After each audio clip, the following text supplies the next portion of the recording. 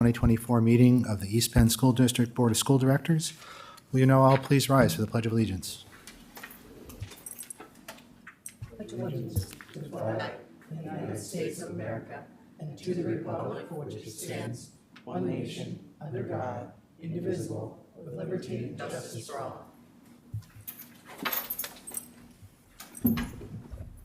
Okay, been looking forward to this. We're going to have a student performance from our choral groups from Out of Nowhere and a cappella. After a brief introduction from Dr. Campbell, I'm going to ask everybody behind the podium here to move to those chairs so that, because they're going to stand and get to watch. I'll be very brief. They almost need no introduction. They are infamous. We have Ms. Julia Wallace, who's our director. As Dr. Levinson pointed out, we have two student groups from Out of Nowhere and a cappella. They're two select choirs at Emmaus High School. We appreciate them making a stop on their holiday tour. They're a really busy group. So the fact that you took time out of your Monday evening to come help us kick off the holiday season is sincerely appreciated. I also say to our members who are here tonight, as well as the community who's tuning in, if you like what you hear tonight, and I guarantee you're going to love it, consider coming out tomorrow night. We have our high school concert, our annual winter choral concert tomorrow night at Emmaus High School at 7 p.m. So our board, I'm going to invite us. We're actually going to take a seat in the front row just because our choirs are going to line up right up front here.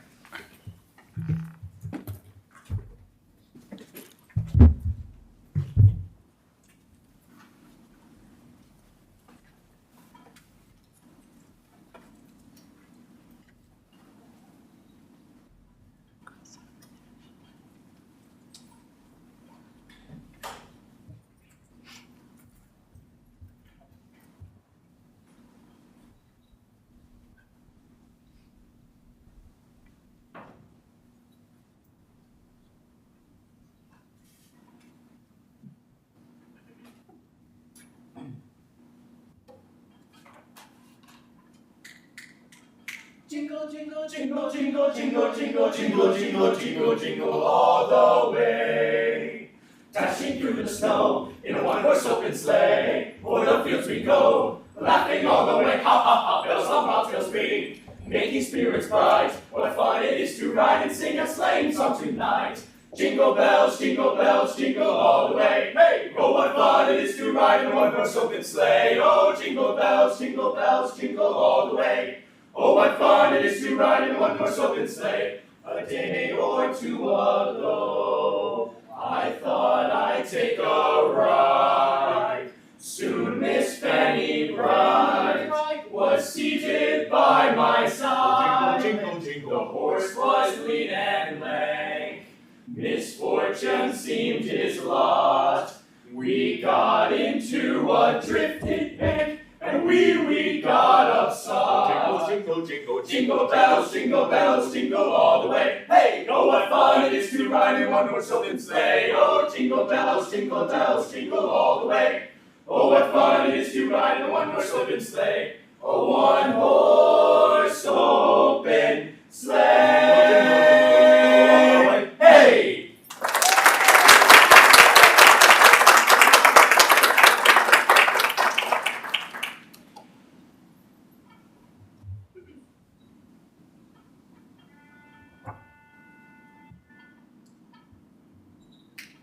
Bum ba dum ba dum doo doo ba dum doo ba dum ba dum ba dum ba dum doo doo ba dum doo ba dum ba dum ba dum doo doo ba dum doo ba dum ba dum ba dum ba dum doo doo ba dum ba dum ba dum. It's beginning to look a lot. It's a lot like Christmas. Ba doo ba dum ba dum ba dum ba dum ba dum ba dum ba dum ba doo ba dum ba dum. With candy canes up, ba dum ba dum. A lot like Christmas.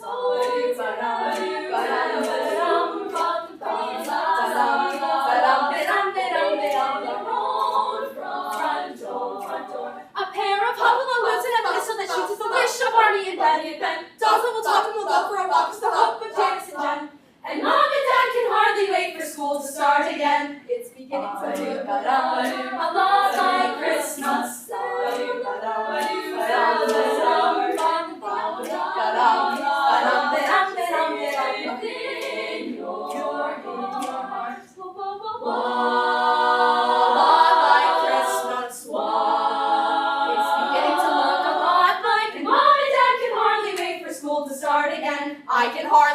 school to start again. So do my Christmas.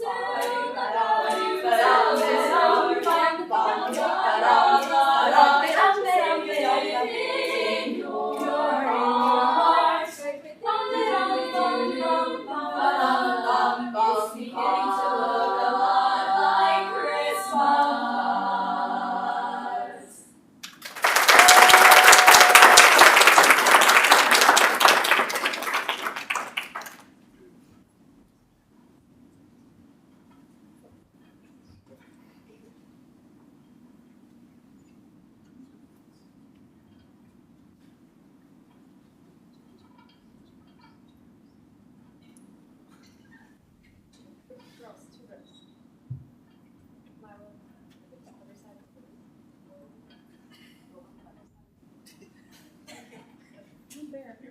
Okay. Oh, yes.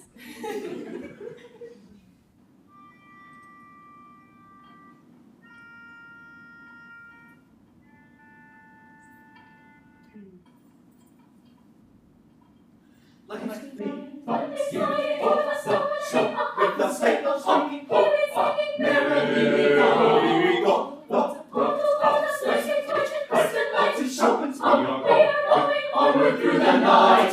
Hey, oh, hey, oh,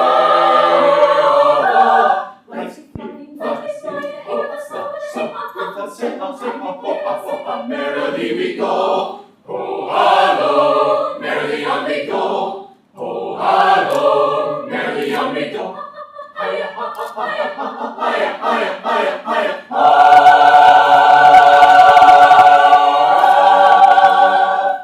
Hiya, ha.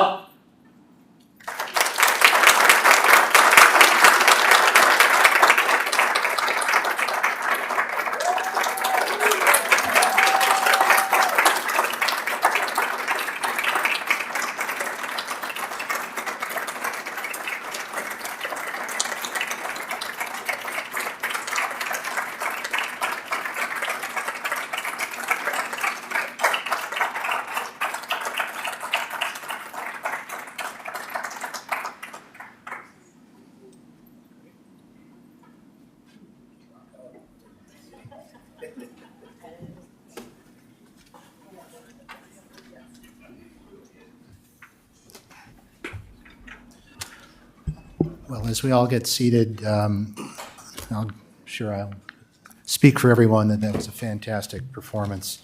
And again, so grateful that they could spend some time with us in their very busy holiday schedule. So again, thank you so much to our students for bringing some of that holiday cheer. Okay.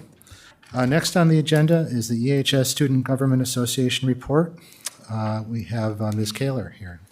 Hi, everyone. I first wanted to talk about some club events that occurred since we last met. National Honor Society welcomed a new class and hosted its annual Thanksgiving luncheon for senior citizens on November 21st. It was a great turnout, some musical performances, and was enjoyed by both the students and the senior citizens. 24 members from our school newspaper, The Stinger, attended National School Press Association's Fall Conference in Washington, D.C. 6 EHS students earned national recognition for their writings. Congratulations to all students involved in band and orchestra. They both held great winter concerts, and the winter choral concerts will be held on December 12th and 13th in the auditorium at 7:30. The class of 2025 hosted a senior breakfast prior to the break. This event included a slideshow highlighting the senior class's memories, a Kahoot game, and of course, a variety of good food.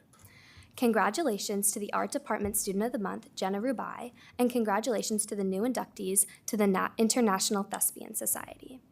Interact students raised nearly $5,000 for Judith's Reading Room, and Operation Giggles, a toy drive, is beginning to collect new and used toys for Lehigh Valley Children's Hospital this month. From December 16th to the 19th, SGA will be hosting Pictures with Santa during all lunches. STA will be hosting a Stuff the Bus event at each school in the district for 2 days during the month of December, where they're collecting warm clothes and shoes, and the school that collects the most will win a prize. Now for athletics, we're moving on to winter sports since fall seasons have concluded.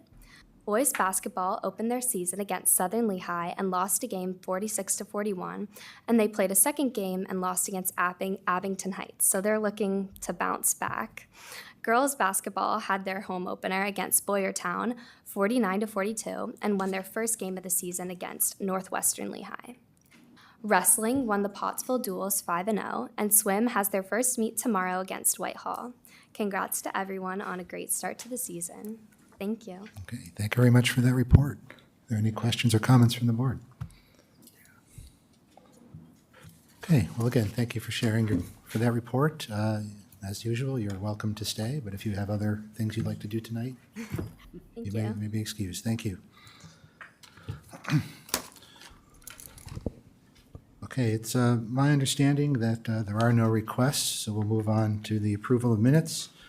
If there are no objections, I would like to get a motion to approve both the minutes for the November 11th meeting and the December 3rd meeting. With one edit I'd like to announce, there was a clerical error on the minutes for the December 3rd meeting. Mr. Kelly was omitted an error under the adoption of resolutions. Dr. Whitney's name appeared in error, so we're making the correction, or the correction has already been made on the version that's now posted to board docs, and that's been updated accordingly. So with that, I'd like to get a motion to approve items A and B under minutes. So moved. Second. Are there any questions or comments from the board? We can't forget you, Mr. Kelly. Thanks, I'm relieved.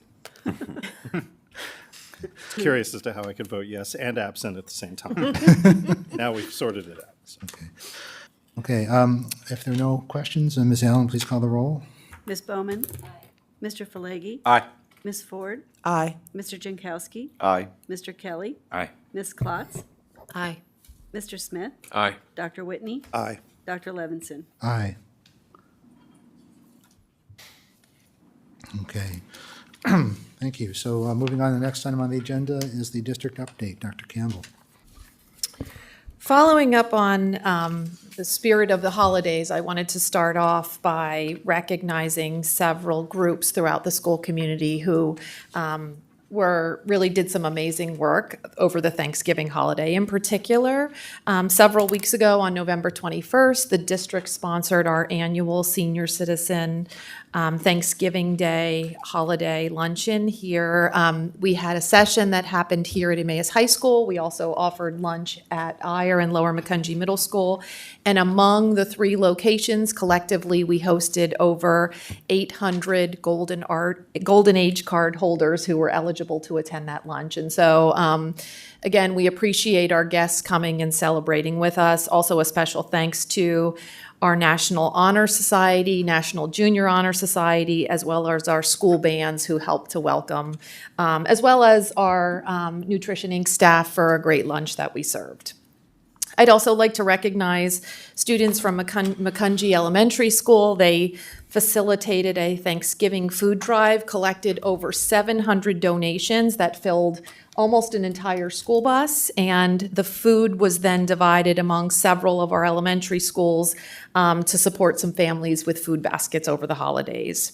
And speaking of holiday cheer, if there's anyone who's traveling over the holiday season and you happen to be traveling out of Lehigh Valley International Airport, Mrs. Bosco, who's one of our art teachers at West Coastville and Albertus Elementary, as well as students from the Lower Macungie Middle School Student Council, decorated a tree that's on display at Lehigh Valley International Airport. So be sure to stop by and check out the great artwork of our students.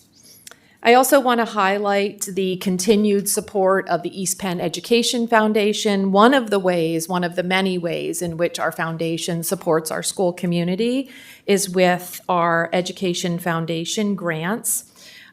This year, we were able, through the generous donations of our foundation, we were able to award 11 grants for the current school year that totaled $21,000. And so I want to congratulate and recognize the following East Penn teachers who received one of the innovation grants for the upcoming year. The entire team at Jefferson Elementary was awarded a grant. They are doing a school-wide garden, and so we're excited to see what they grow. Also from Jefferson Elementary, Mr. Dietz and Mr. Hasia. From Eyre Middle School, Ms. Gillen received a grant. Mr. Phillips, who works at both Albertus and Shoemaker Elementary. Mr. Peters, one of our teachers at Willow Lane Elementary. Mr. Davis at Eyre Middle School. Mrs. Moser, who supports our VESPA program. Mrs. Blows, Mrs. Kraus, and Mrs. Yerger of Lower Macungie Middle School.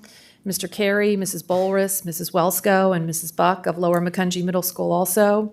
Ms. Hogan of Emmaus High School and Mrs. Welsko of Lower Macungie Middle School. Again, congratulations to those teachers for their work in really carefully planning and submitting innovation grants, and then a special thank you as well to our foundation, as well as the community that supports the foundation and makes many of those special opportunities happen for our students. Coming up next week on December 17th, LCTI will be supporting and recognizing students for their outstanding academic achievement at LCTI by the induction at the National Technical Honor Society. So in advance of that, I wanted to give a special congratulations to several Emmaus High School students who have accepted and will be recognized and inducted next week as part of the Technical Honor Society. Those EHS students are Matt Atkinson, Angela Zujongchino, Aaron Fox, Tori Holdridge, Melanie Narbona, David Nisemic, Brady Flieger, Nathan Cueve, Carter Roth, and Logan Webster. Congratulations to those students in advance. And finally, I'm also excited to share that just recently, Eyre Middle School received a grant for over $2,000 from the Resilient Lehigh Valley Foundation. And we're really excited and proud of the fact that those grant funds will be used to help start the Avidum Club at Eyre Middle School. And here tonight, I invite Mr. Roof.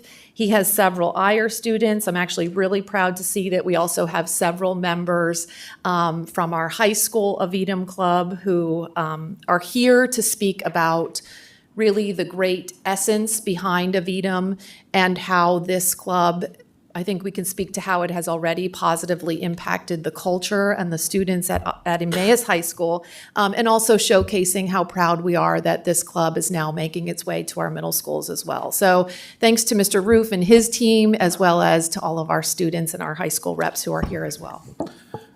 So I'm really just here. Mr. G is our school counselor in 8th grade, and this was an organization that he's working with Mrs. Hackman, the Communities and Schools coordinator, with. Neither Mrs. Hackman or Mr. G were able to come tonight, so I came.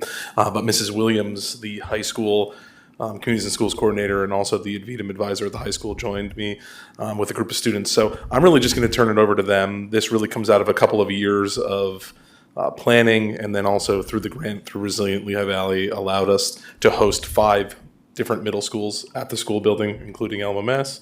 Unfortunately, it was one of the days of a political event in Allentown, so the Allentown schools weren't able to come, so there's supposed to be more than 5 schools, but their school was closed that day. But it was really just a great way for middle school students to come together.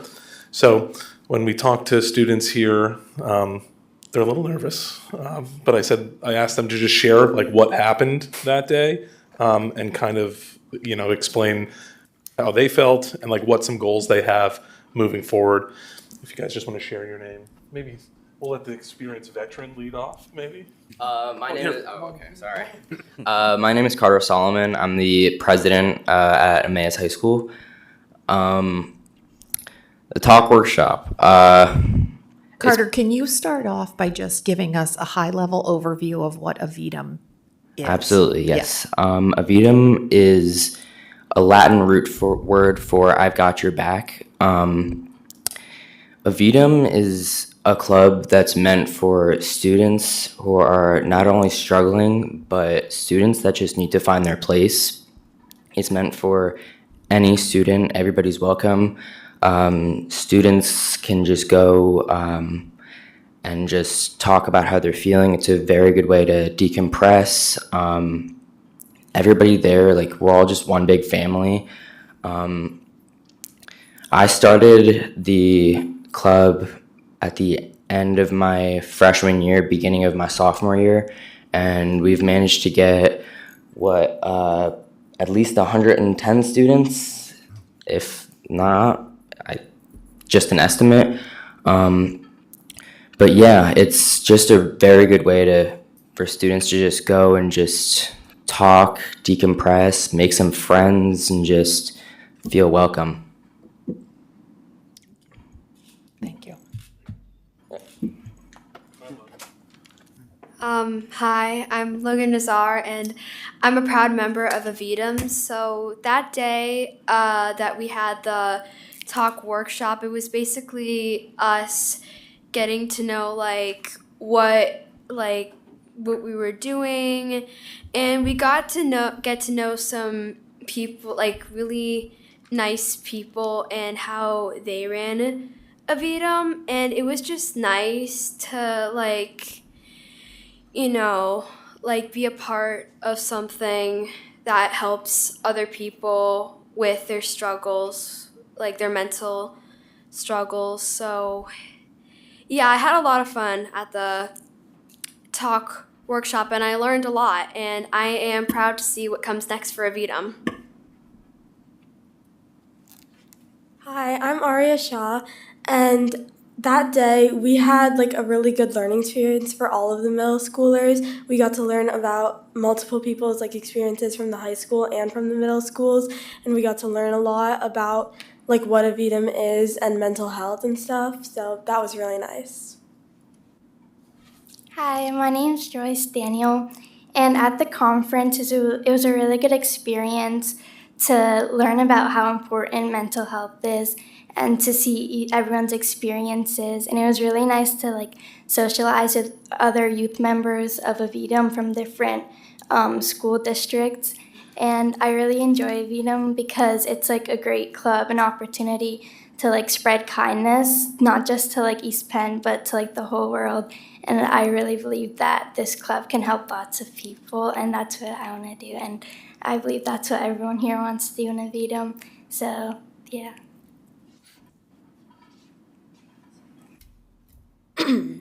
Hi, I'm Henry, and I also went to that workshop, and I think Avidum it gave us a good understanding of what mental health is, how people could struggle from it. It gave some examples of who suffered from it. One of them, me knowing, is Craig.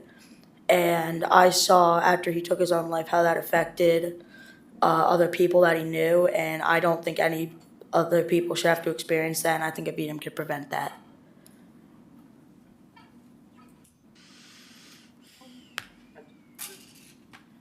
Just the one thing I wanted to say about the talk workshop is I've been very grateful to be the advisor to the club and watch these students grow in the last 3 years.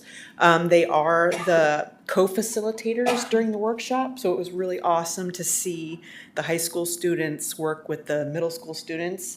And knowing that they're starting a club there and are coming up to the high school is exciting too. That will just keep going, moving forward with Avidum. So. Nice job, guys. The one thing that I think is really critical is just that when you have this is a purely student-run club with an advisor that really facilitates things. And while there's a lot of clubs that say they're that, they are not always that.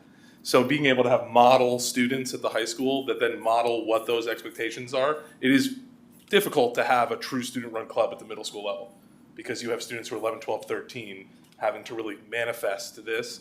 So then having the ability also to have high school students come down and mentor, because as much as anything, it really just becomes that, this is how you would do that. This is how you would approach this person. This is how you talk to that adult. And it really is important to have that, to let them see that, oh, I can do this, because they all can do these things. I don't know. So you guys have a meeting coming up, correct? Tomorrow. Okay, so then looking at that planning and how you could then, because you were going to share what Avidum means. I don't think you ever actually did, but it means I've got your back. So it's really meant to put everyone in a feeling that there is someone in the building that is looking out for them and someone in the building that is there for them. It's really critical. I did prepare them. I said there might be questions, so if anybody has any questions, they might be disappointed if there are no questions. Mr. Jankowski. I just want to say, I hope you realize how special you are for doing this and the tremendous impact that you have and will continue to have. So I can't thank you enough for what you guys do. You guys truly are special. Ms. Bowman. You know, we've had a goal on the board for several years now trying to increase sense of belonging among our students, and it's a really hard thing to do from the top down. And I think what you're doing in your club probably more powerfully accomplishes that goal than anything that we can do on this level. So really thankful for all the work you do, helping to make the school environment more welcoming for all students.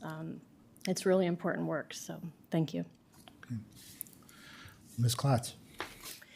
I am so impressed with all of you. So thank you so much for making this a student-led club and really just putting your all into it. I think that this is a great example of how to destigmatize mental health and the struggle that people go through. And I really look forward to watching this grow. So thank you so much.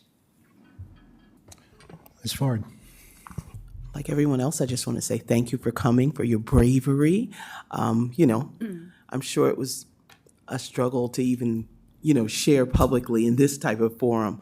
But I won't let you get out without at least asking one question. What is it that you think that we can do as adults to support what you're doing with Avidum?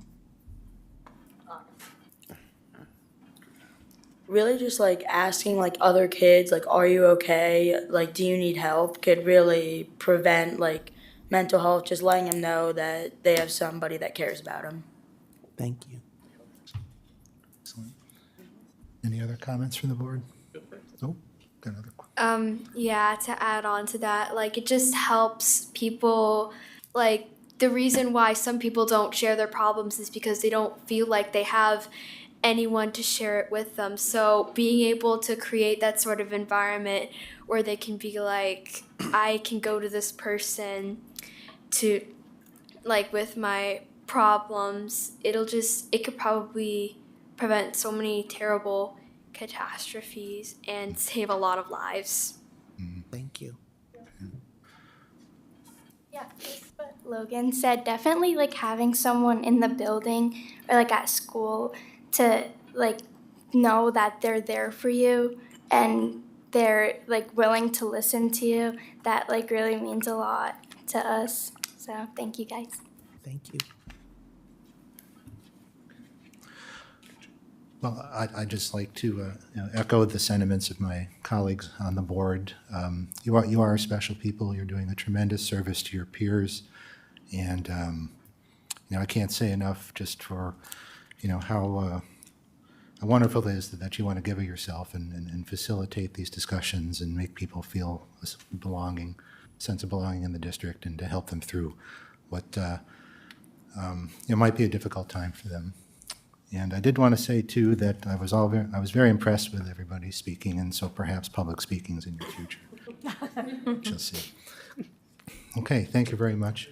I also just want to, again, express my gratitude and really sincere admiration for all of you, our middle school students. We are so very proud of you for being leaders and starting new work, really important work at our middle schools. Also a special thank you to Mrs. Williams, who's been our advisor at Avidum and has really done some phenomenal work for us, to Mr. Roof, Mr. Gee, who wasn't able to be here. And also just special recognition to Carter, who is a senior. And Carter, if I would have asked you 4 years ago if you would ever be standing in front of large groups, and we're not such a large group, but Carter's actually done a lot of public speaking in terms of mental health awareness, groups such as not only Avidum, and the powerful role that such connections can play in the trajectory or the path of young people's lives.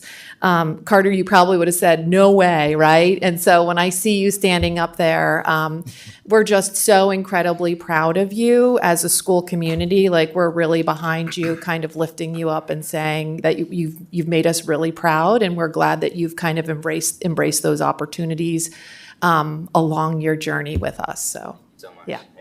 So thank you all for coming. It was great to hear about the awesome work you're doing. Yeah. Thank you. Thank you.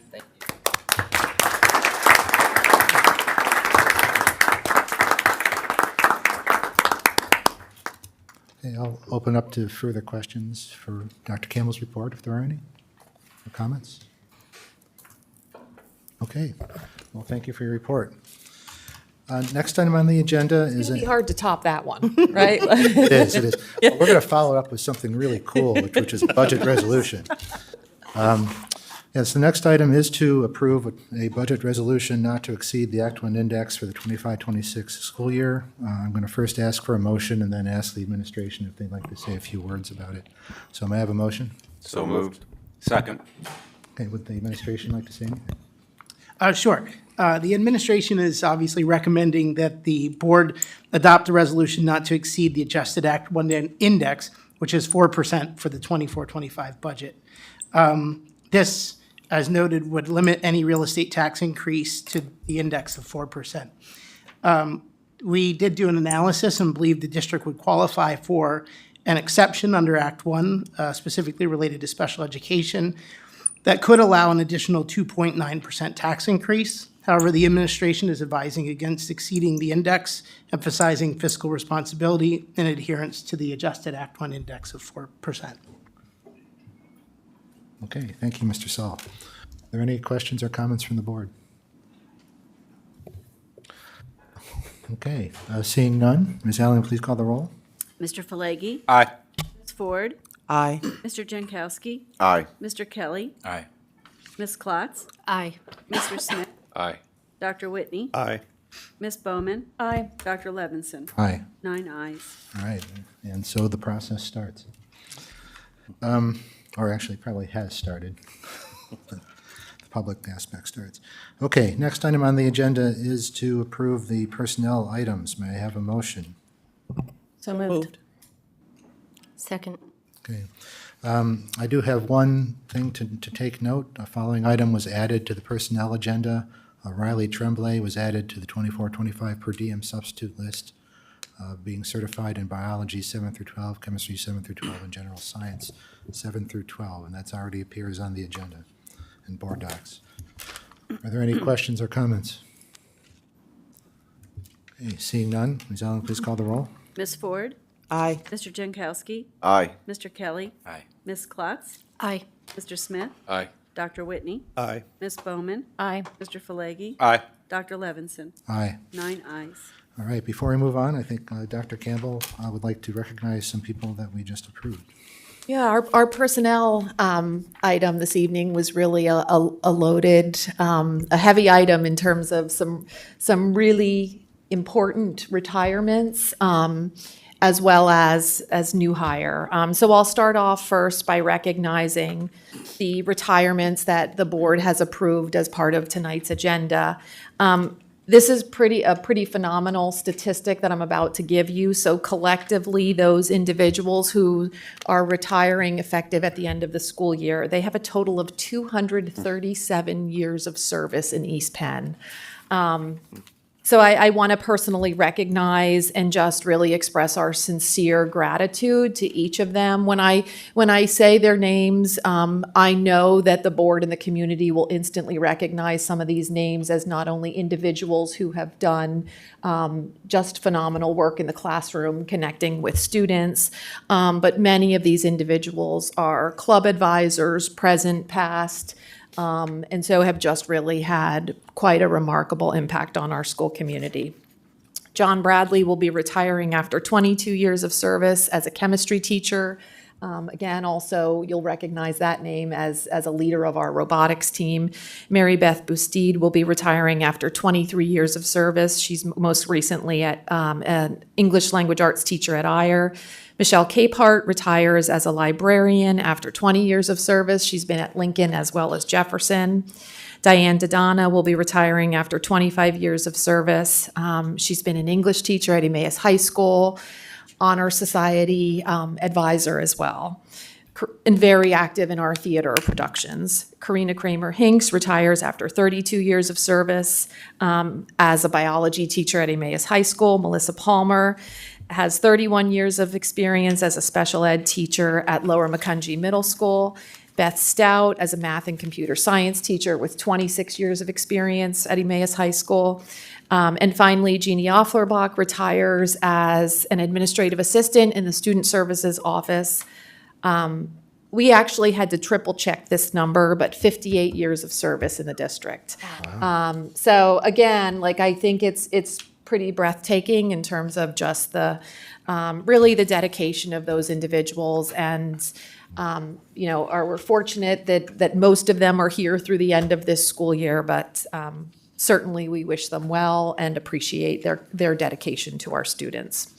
So those are the retirements, and then we are absolutely thrilled to have a candidate who is named for our Director of Human Resources.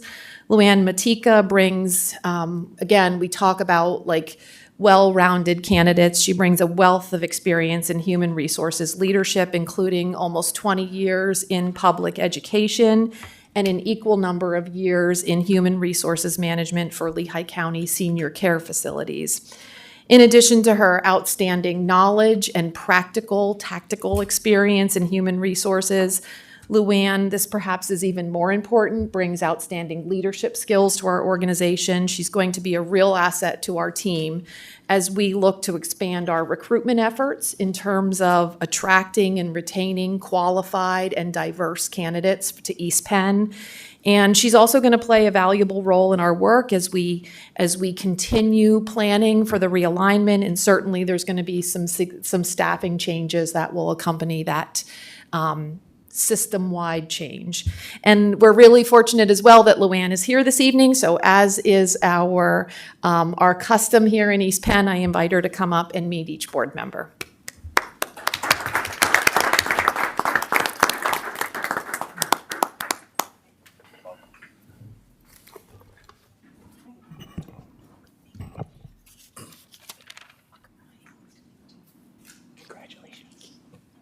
We did words. We did it. Welcome, congratulations. Thank you so much. Nice to see you again. Congratulations, welcome. We get around.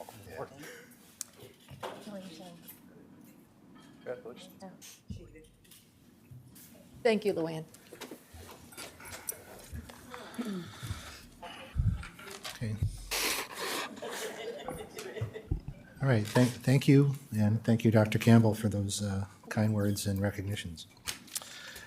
Moving on to business operations, our first item A, is going to be an informational discussion amongst board members in relation to the LERTA that we heard about at the November meeting. It is a draft resolution, and I'm going to turn things over to Dr. Campbell to introduce, and then open up the floor to questions. Briefly, as Dr. Levinson just highlighted, at our most recent board meeting on November 11th, we had Michael Mayer from the Westrom Development Company who presented an overview of the proposed Furnace Street apartment development, and then also a request for LERTA, which stands for Local Economic Revitalization Tax Assistance. You can see why we refer to it as LERTA. Based on the presentation from our last meeting, as well as preliminary comments and discussion from the board members at that meeting, Mark Fisher has prepared a resolution for the board to consider. All the language that appears on the resolution, in the resolution this evening, is really preliminary, open to debate, revision, discussion. I want to point out for the board as well as the community, tonight is not about action. We're interested in feedback from the board in terms of general support for the concept of LERTA, as well as the proposed terms that are included in the resolution this evening. So based on this public discussion that happens this evening, a motion may appear on a future board agenda for action. Again, really, we're looking for that feedback and general sentiment this evening in terms of how we progress from here. Okay. Thank you for that, Dr. Campbell. I now open the floor to questions from the board.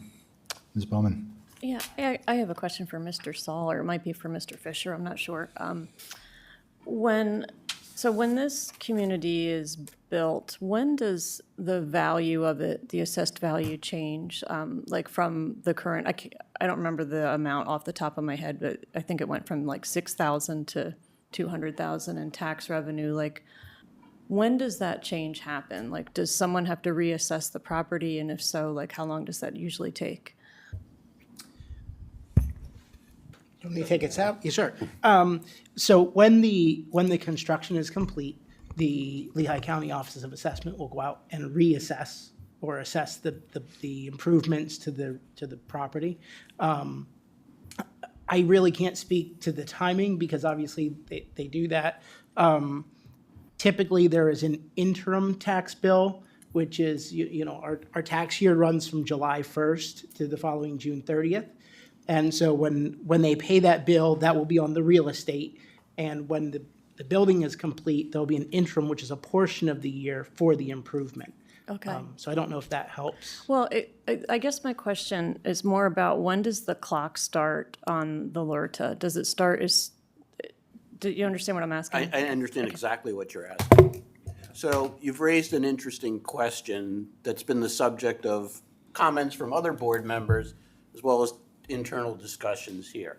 Following up on what Mr. Saul said, there will be a reassessment at some point in the year. We don't know when that will be.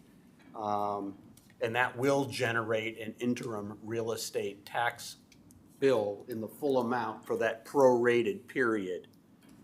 Thinking, simple example, you have a land, it's vacant, a house goes up on it, a reassessment comes, and now you're being assessed not only on the house, but the land itself. So what we're going to actually suggest is to add some additional language to make sure that it's clear that the owner of that property will be responsible for any interim tax bill that may be issued for the rest of that year. Okay. And 100% of that amount. So that year one, if you will, the 100% exemption will start in that tax year afterwards. So it covers that gap. So even if it's not assessed for several months, I mean, we don't know, but that clock actually starts as soon as the property's built? So let me try it this way. It's easier if I give an example or two, yeah. and Mr. Saul, you can correct me if I'm wrong here. Yep. But let's just say hypothetically, the building is completed on December 31, and more hypothetically, because it won't happen this quick, on January 1, the tax assessor, Lehigh County comes in and reassesses that property. The way that it will now read is that from January 1 to June 30, if there is an interim tax bill then generated, the property owner will be responsible for that entirety of that tax bill. Beginning July 1, we'll start the exemption, the 100% exemption. Okay. There's just no way to marry them up. Can't guarantee that it will always be July 1 that the reassessment will take place. Okay. So we're going to add a sentence or so there just to clarify that. Okay, thank you. And if I can just add, it will be based on the date, because when the reassessment is done, there is a date assigned to that.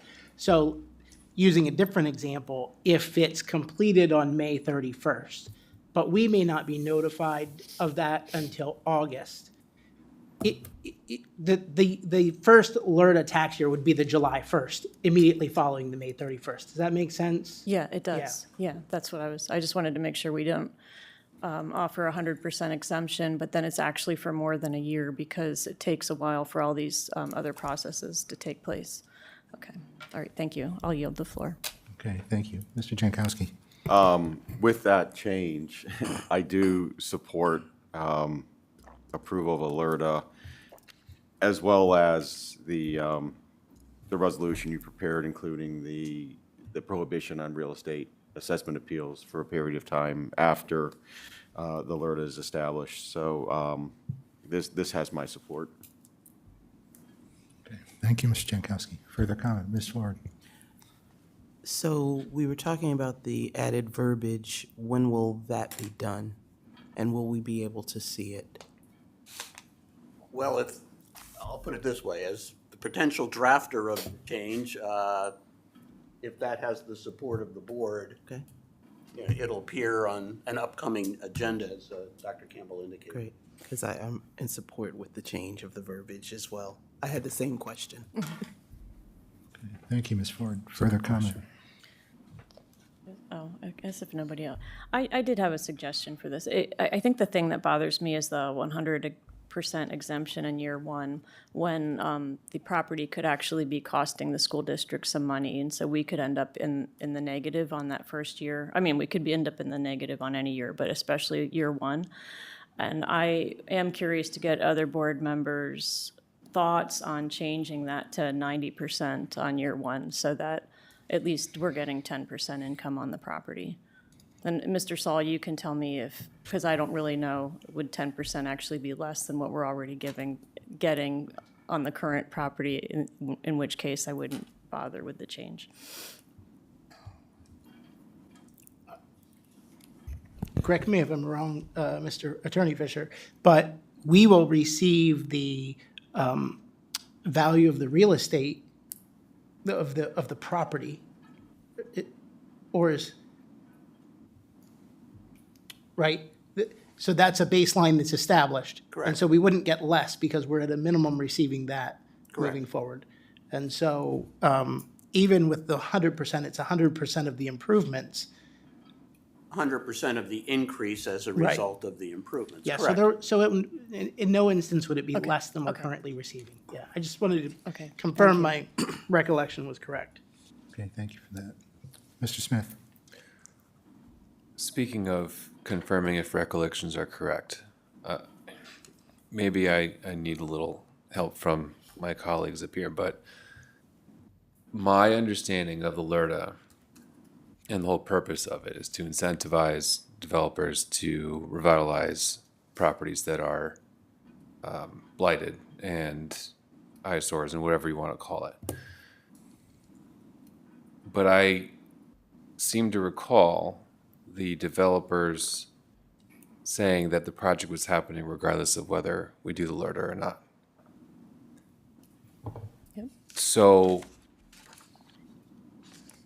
and this is where I seem to struggle with this a little bit, because if they're doing it anyway, and it obviously needs to be done, no doubt about it, but if they're doing it anyway, I'm not sure I understand why we are looking to provide them further incentive when the incentive isn't needed, it's already taking place. So maybe I'm missing something, maybe I'm missing a key piece of information that everybody else is seeing, but that's kind of where I'm at. So whether it's 90% in year one, or certainly that's better than 100%, but I just don't see the need for a tiered exemption at any point. So, Ms. Klotz? So, I'm so glad that you brought that up, actually. Yes, this is, my understanding is also that this is already a done deal. I feel like these discussions should probably have taken place before the property was purchased. Also, Emmaus is taking a 26% increase, and partially because of this property, is my understanding. So, you know, I understand that that's not part of the LRTA, but I think it's something that actually has to be taken into consideration. I'm also bothered that by two additional things. First, this property isn't intended to be terribly attractive to families with children. You know, by the individual's own words, the apartments are too small for families. So, I mean, that's something else. You know, if they want a break from the school taxes, right, then I think that the property should have been more attractive to families. And let's see, one more thing. Rent, actually. So the rents are at market rate. I think you said around $2,100 is around the average. Okay, so that's more than a lot of people in Emmaus even pay for mortgages. So I have a problem with that too. They're asking for tax breaks from Emmaus and also from the school district, but then they're charging high rents. To me, that's a high rent. So I'm not in favor of this. Further comment? Oh, go ahead. Mr. Kelly? I was just going to say to continue this conversation going, the swing from that was even presented on their charts from I forget what the first number was, like 10 possible students to 20 possible students. If there were that many students, we wouldn't actually be seeing a dime for multiple years, well past the 5 years. So there is that, that gamble and that calculation that we also have to think about. Ms. Bowman? I actually share the concerns of some of my other board members. I was mentioning the 90% kind of as a compromise position, but it doesn't make sense to me to leave tax money on the that would have otherwise been there anyway. It'd be one thing if the community wasn't going to be built, and then we were looking at, okay, if we give a tax break now, then we're looking at revenue several years, 5 years down the road. But this is a case where we're actually leaving hundreds of thousands of dollars on the table for a community that's going to happen anyway. And it doesn't benefit, I can't see any benefit for the school district. It just harms the rest of the taxpayers, in my opinion. And then when I asked the question about, because they said it would make the community more successful by giving this tax break, the answer was incredibly vague. All I could really get from that answer was us giving this tax break allows the developer to have more profit. But that's not a compelling reason for the school district to do that. So I also have severe reservations for this. Mr. Jankowski? I mean, maybe I'll be the lone wolf here, but I disagree. I don't see how this hurts this school district. It's a 5-year period with a 20% increase in taxes over that year. Maybe it's from my experience doing real estate development, but having this additional income helps with the financing and helps make the property more profitable, meaning it's going to bring in the tenants to take the rents. At the end of the day, it's going to benefit, in my opinion, it's going to benefit the school district. We're going to see increases every year, and then after 5 years, we get the full load of the money. Kind of contrary to Ms. Klotz, there aren't going to be families necessarily, but that doesn't hurt the school district because in my experience with these, and I asked the question about this, they don't see students, so I am not anticipating, and maybe I'm naive, but I'm not anticipating a large number of students and costs to the school district. I see benefit to the school district with the added income. So I do think it's worth doing. Mr. Falegi? Yeah, I'm going to echo off Mr. Jankowski here. As I stated at the last meeting, I believe this is a win for the district. It's a win for the borough. It's a win for the community. I also don't feel with that cost and size of the apartments that you're going to get a lot of students. So if we were to get the projected 10, down by year 2 or 3, you're already getting more money in than we currently were. So I'm in favor of it. Okay. Thank you, Mr. Falegi. Dr. Whitney? Yeah, so, to the point, though, I think that Mr. Smith made earlier, which I think is a really salient one, which is that the developer has told us they're going ahead with this regardless.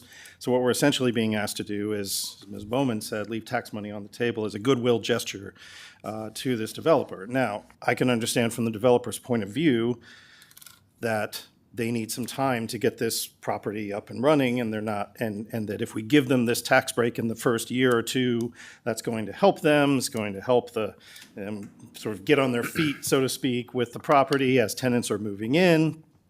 I personally agree with the stance that I think in the end, the tax money, the extra tax money that we're going to receive from this is worth a little bit of pain at the beginning, but we have to remember that we're under no obligation to follow the same schedule that the Borough of Emmaus is following, correct? We can set our own LERTA schedule. So to Ms. Bowman's point, let's go to 90% in the first year. Well, why not 50%?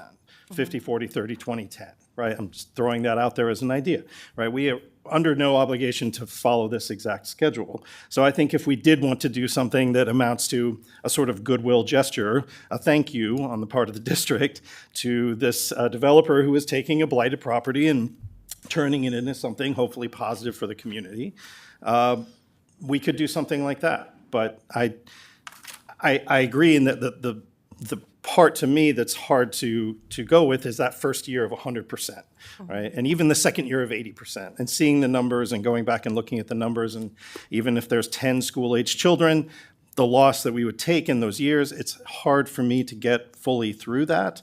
But at the same time, I don't think it behooves us as a district to fully walk away from this and to look at the developer and say, sorry, we can't do anything for you. I do think we have some obligation in this case to give something to the developer.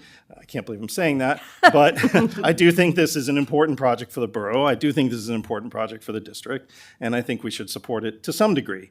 But I'm not sure that I can get past the 100%, 80%. Those numbers in those first couple of years give me a lot of pause given where our budget is currently. Thank you, Dr. Brittany. Ms. Ford? So I just wanted to go back to what Ms. Klotz said about the rent being expensive. That actually is not expensive for this area. And I think part of the reason I'm supportive is because if we're all paying attention, and I know we are, there's a housing crisis. People need places to stay.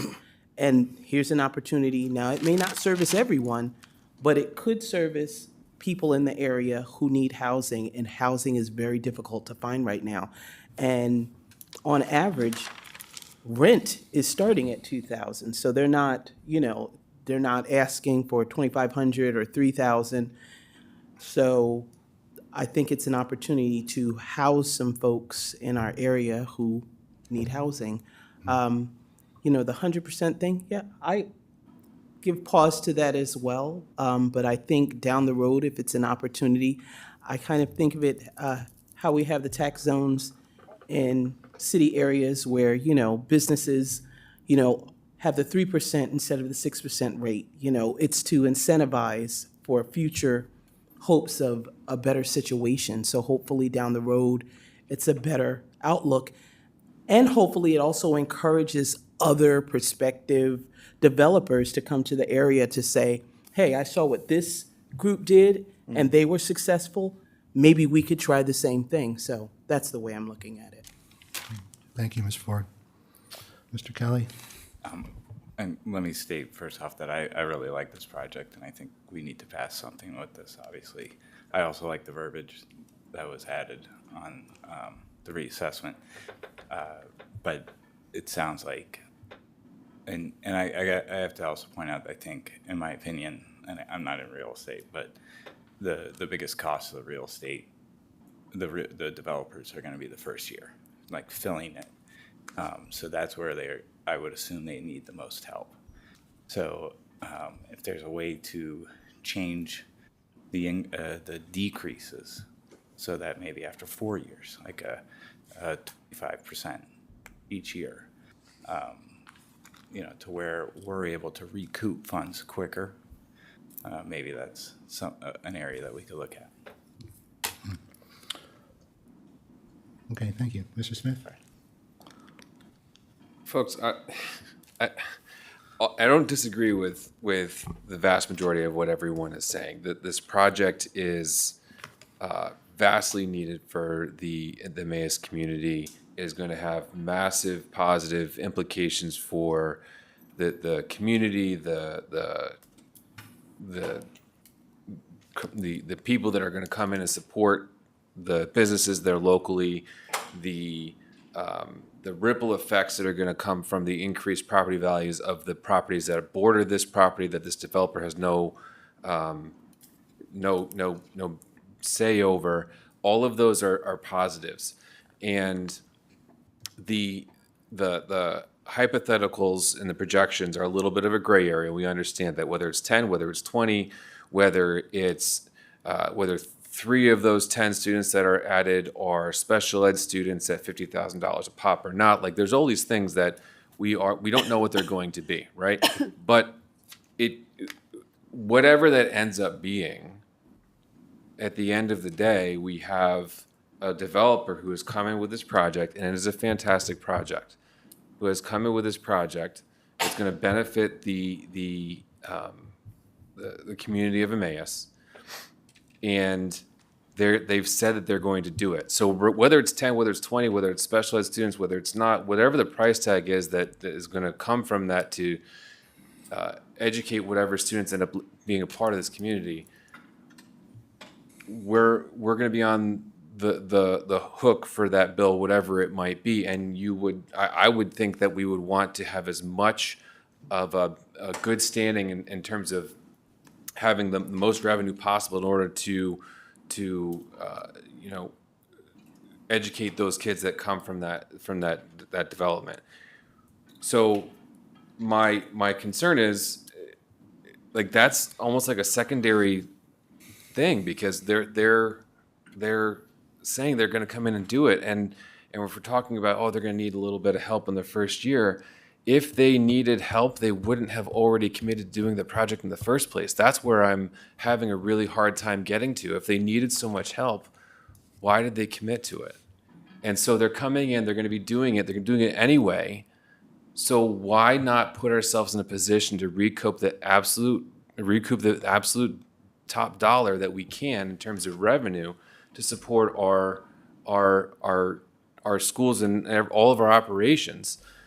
That's where I'm having trouble wrapping my mind around. The second piece to this is that the project will have, and I keep saying this, will have tangible benefits to the Emmaus community. That is a given, that is going to happen.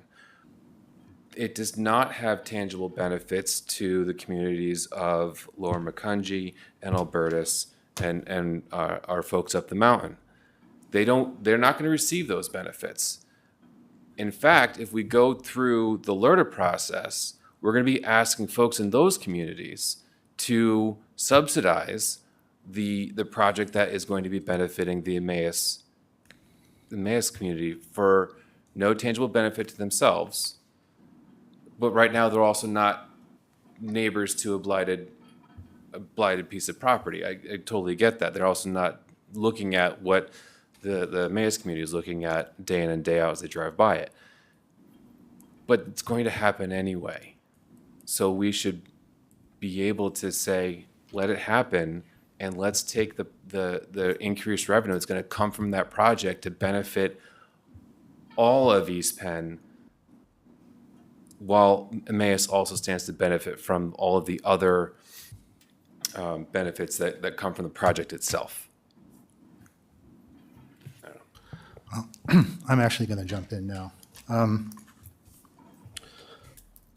So I guess bottom line is I do support the LERTA.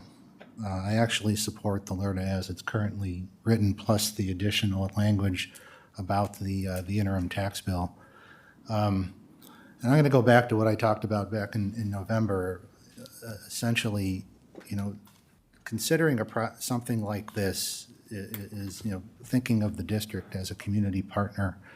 I do think as a business decision, making this accommodation, does help with their cash flow and can help allow the project to succeed. And so then we can get those net benefits to the community in terms of, getting to that full assessed value in the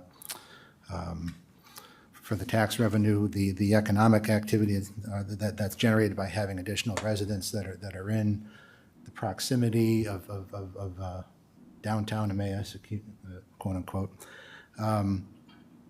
and people who live and work here are going to be paying the earned income tax. The economic benefits are there.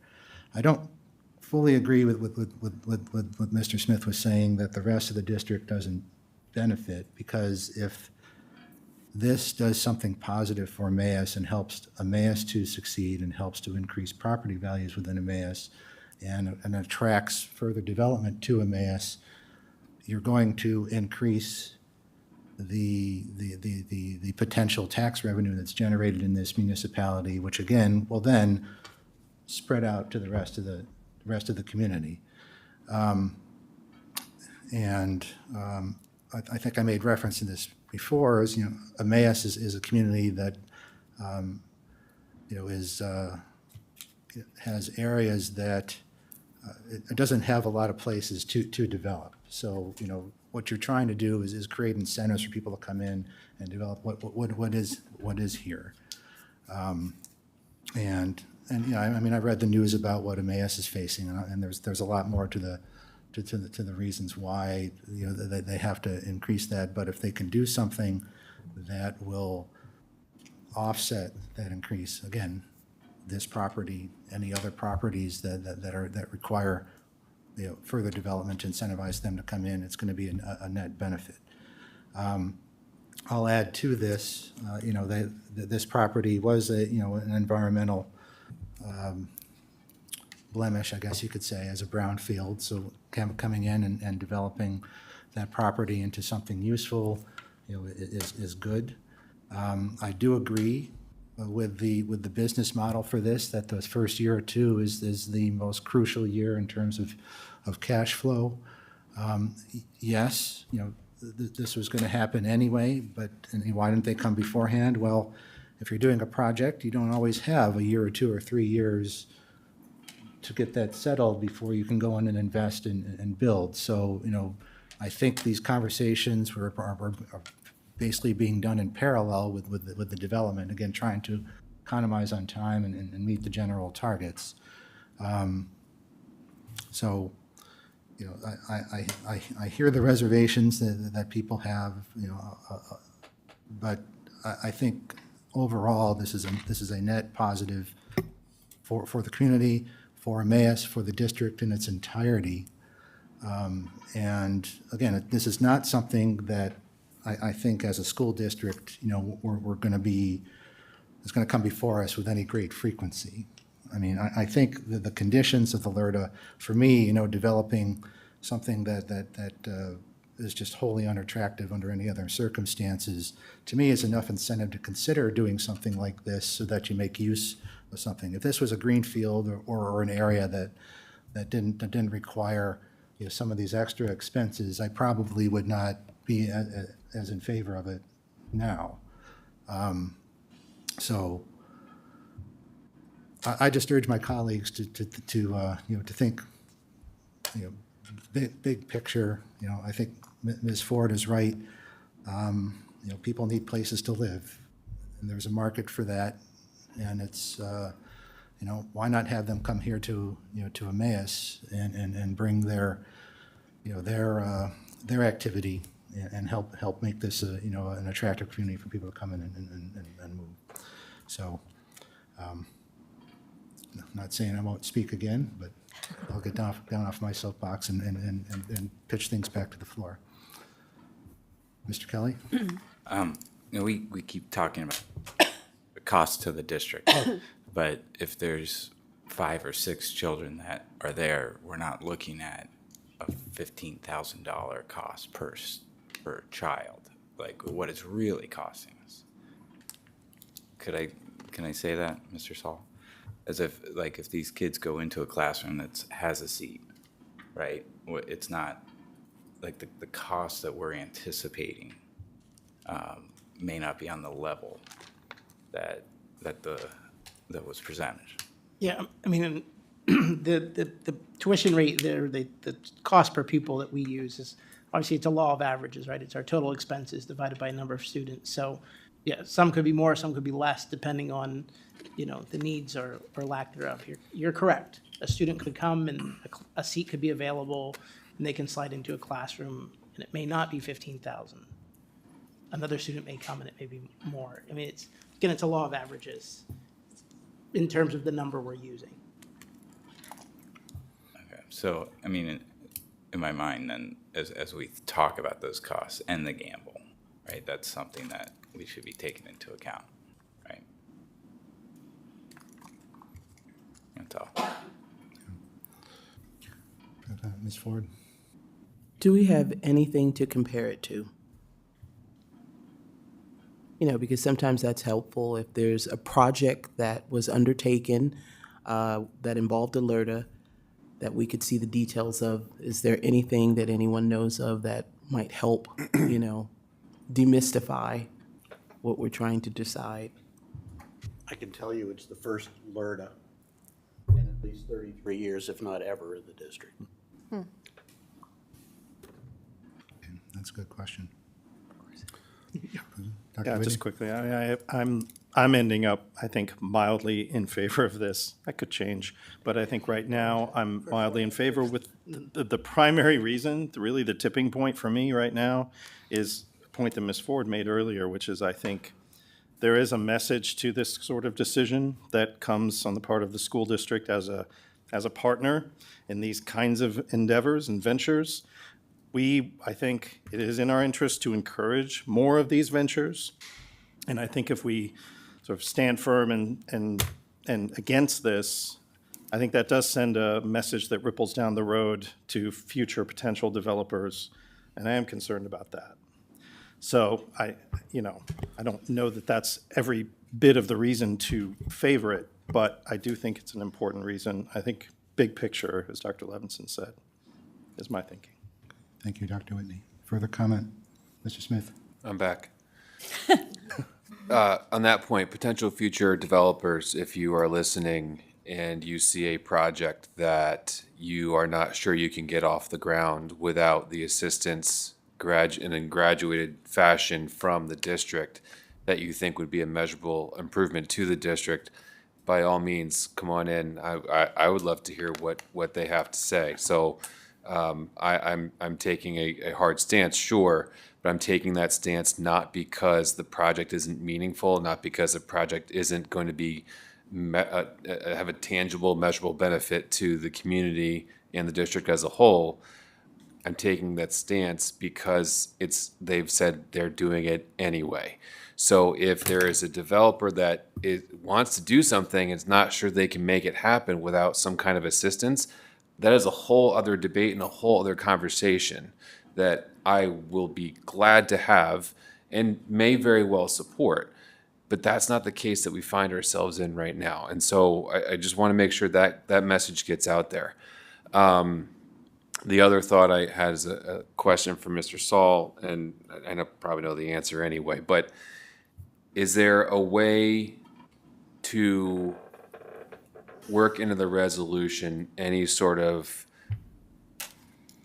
binding language around the rate increase for rent for the folks that are going to end up living there? And the reason why I say this is because if part of our rationale as a board in deciding to do this project or not, if part of that rationale is providing affordable housing to folks, then we should put something into the resolution to govern how the developer is going to keep it affordable for folks and try to potentially prevent them from saying, okay, well, we got folks in and now we're going to get them in with that nice attractive rate, and then we're going to bump it back up, and then we'll see you later. We're off to the next project down in Ardmore or wherever they end up going off to next. They're all looking at me, so my answer, I'll answer it. The answer is no. Okay. That's what I figured, but I thought I'd put it out there anyway. Ms. Klotz? So thank you, Adam.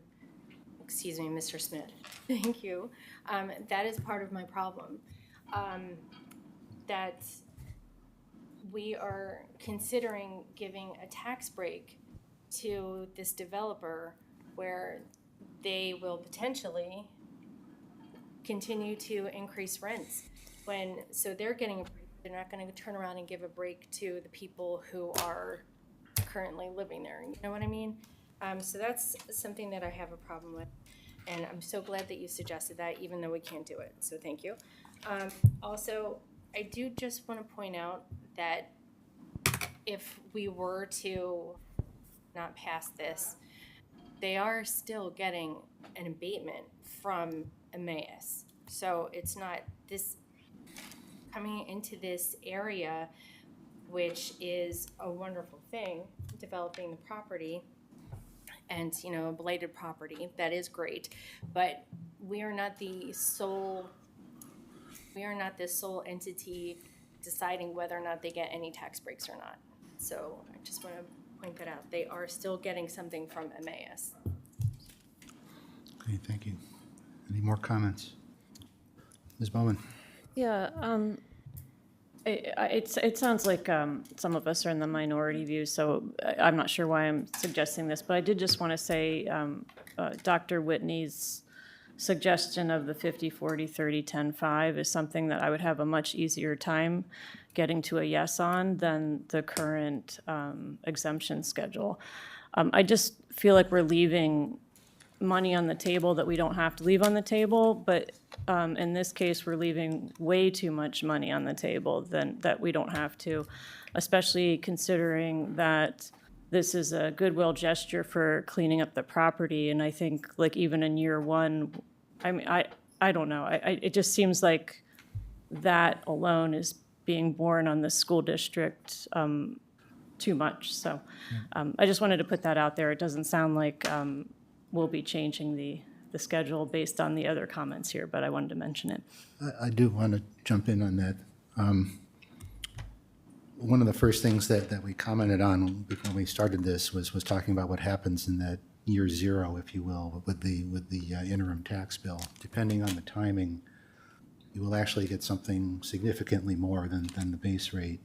So just got to make sure that they finish the construction where it's almost a full year's of improvements that get levied. But so there is that. So I think the first year will be higher, or the year zero will be higher, or go down and then go back up again per the schedule. Ms. Ford. Just one last comment. I know it would be easy to look at the entity as, people who make a lot of money, and developers do make a lot of money, but they also serve a purpose. In this case, the blighted property, we know has been there for a long time, and it's obviously not good for the community. It's not good for the environment. And so I kind of feel in my head, I say, well, I can't be the person who says I love the environment, but I'm willing to, even though they're going to do it anyway, I'm of the mind of supporting because I want to support helping the environment. I'm also really passionate about, people having appropriate housing when possible. So it's not so much that I'm looking at it like the developer is getting a giveaway, like it's a gimme. But I know for myself in business, if there's an entity that's going to help me, I'm not going to not be in business. But if there's an entity that's going to help me, I'm going to pursue it. And I believe that's what the developer is doing. It's not saying, hey, if you don't do this for me, I'm not going to develop the property. They are going to develop the property. That's a commitment. They are taking on a burden for that. But I think if there's an opportunity for them to benefit, why wouldn't they try to do that? I'm in business. I know I would do the same thing. If there was a benefit to have, I would try to do that. I would try to make it easier so I can stay in business, maybe go on to develop other properties. The best way to stay in business is to seek every opportunity that you can find that will defray the cost. That's what business people do. Thank you, Ms. Ford. Mr. Jankowski. I'll just, for me, close on, I agree with whatever Ms. Ford says because I don't know that it could be said much better. So thank you for your comments because I think you nailed it. Okay, thank you, Mr. Jankowski. Any further comment? Just a question. Do we, I haven't seen, have they gone before the Lehigh County Commission, or is it at this point that we know of? I believe that was their next move. Not yet. Not yet. Not yet. Thanks. Okay. Further questions or comments? Does administration have what it needs to? I think we're good. We do. They're good? All right. Well, thank you very much for that. Very thoughtful debate. A lot of good points made. All that will be taken under advisement and to produce a new draft which may come before board in a future meeting. Okay. All right, let's relax. Okay. Moving on to the rest of business operations, I'd like to take items B, C, D, and E together. May I have a motion? So moved. Second. Are there any comments or questions from the board? Just a quick question Mr. on Whitney? the Kutztown University agreement. I just want to know, did we have graduate students as interns in the first year of this We agreement? did, yes. All three, or was this 3 spots, We, right? we have 2 spots filled. 2. Yeah. Great. Glad to hear that. Okay, good question. Any further comments from the board? Okay, seeing none, Ms. Allen, please call the roll. Mr. Jankowski. Aye. Mr. Kelly. Aye. Ms. Klotz. Aye. Mr. Smith. Aye. Dr. Whitney. Aye. Ms. Bowman. Aye. Mr. Falegi. Aye. Ms. Ford. Aye. Dr. Levinson. Aye. 9 ayes. Thank you, Ms. Allen. Next is curriculum, educational conferences. May I have a motion? So moved. Second. Any comments or questions from the board? Seeing none, Ms. Allen, please call the roll. Mr. Kelly. Aye. Ms. Klotz. Aye. Mr. Smith. Aye. Dr. Whitney. Aye. Ms. Bowman. Aye. Mr. Falegi. Aye. Ms. Ford. Aye. Mr. Jankowski. Aye. Dr. Levinson. Aye. 9 ayes. Thank you, Ms. Allen. Next is policy, second reading of the updates to current policies. I do not believe there were any changes from the first reading. I don't know if administration would care to comment with anything additional at this point. There are no changes, and we have no additional comments. Okay, are there any additional comments from the board? Okay, seeing none, we'll advance those for third reading then.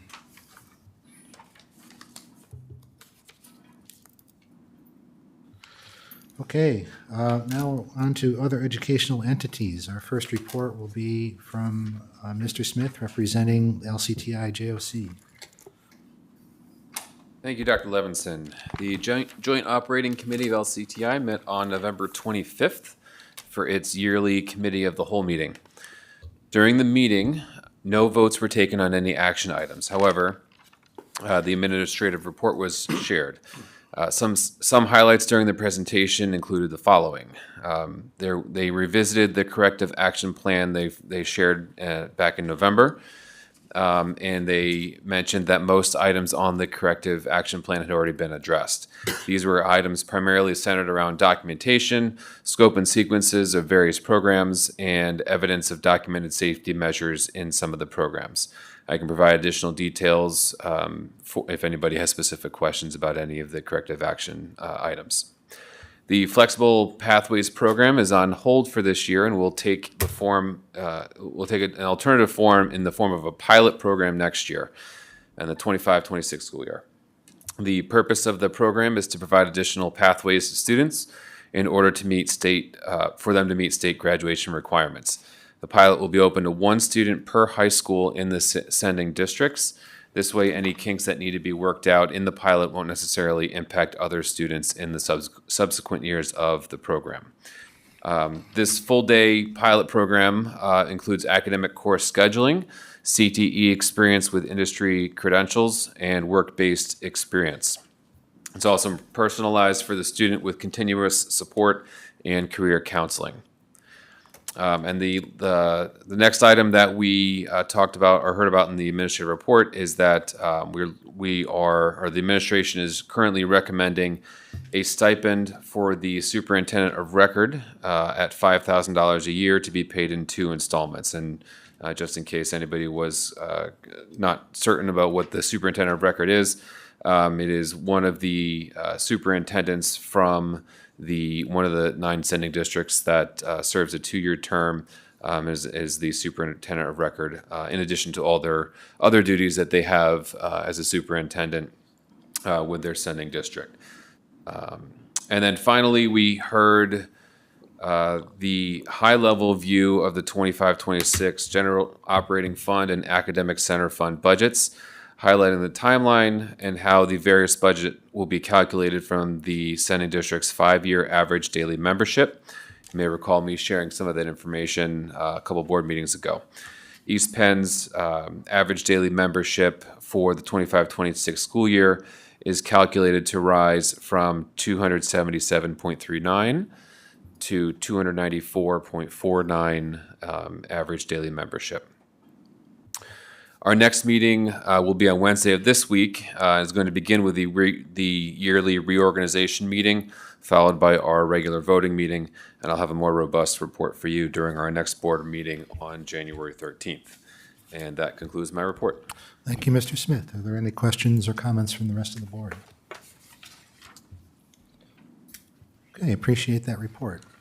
Our next report is will be regard to the CLIU from Dr. Whitney. Yes, thank you, Dr. Levinson. CLIU board met on November 18th. Full disclosure, I was not present at the meeting. I was traveling, but I got the summary, and here's a couple of highlights. There was a presentation on early intervention centers, specifically a new early intervention center that's just opened in a former elementary school building in the Whitehall Copley School District. And this is actually a tremendous leap forward for the IU's early intervention programming because for the first time, they have an early intervention center that occupies a whole building with multiple classrooms that can accommodate multiple staff who can be present throughout the day and multiple evaluation teams. All of the other early intervention sites, there's 300 plus satellite locations of early intervention programming that happen throughout the IU's footprint, are all one classroom, sort of one teacher locations. So this is a great step forward. It will allow the IU to provide some really robust early intervention programming. And by all accounts, the new center is fabulous. The transition has been very smooth. The new center features some new sensory-friendly spaces and assistive technology that hasn't been present previously for early intervention. So obviously, this is a really key service that the IU provides to all of our 14 districts. And so it's a great step forward for us to have this particular space. Also had a presentation, and ultimately the board approved the 25-26 general operating budget. Just review, this is the only IU budget that requires action by all the member districts. Ultimately, it will come before us to approve for 25-26 year. They have made an adjustment to this general operating budget. In the past, it was sort of a two-part budget that covered some curriculum and instruction, educational technologies, and then the other half of it was for building and maintenance. But in fact, a little bit complicated, but in fact, the member district contribution piece really only ever went towards the curriculum and instruction part of that budget. So they have removed the building and maintenance piece of the budget, and they are covering that from other IU budgets. And so this general operating budget, which the member districts contribute to, is now just for curriculum and instruction. In practicality, that means nothing in terms of the district contribution itself remains consistent as a total number, which is about 819,000 across the 14 districts. And the preliminary numbers for East Penn's contribution is that our bill, if you will go down slightly, about $5,000. Last year it was $143,000. This year estimated to be about $138,000. That's based on usage of services across all the districts. So in a month or two, that budget will come before us for our own review and approval. And I can answer any other questions at that point. Finally, we got a fiscal report from the Carbon-Lehigh Special Needs Children's Foundation.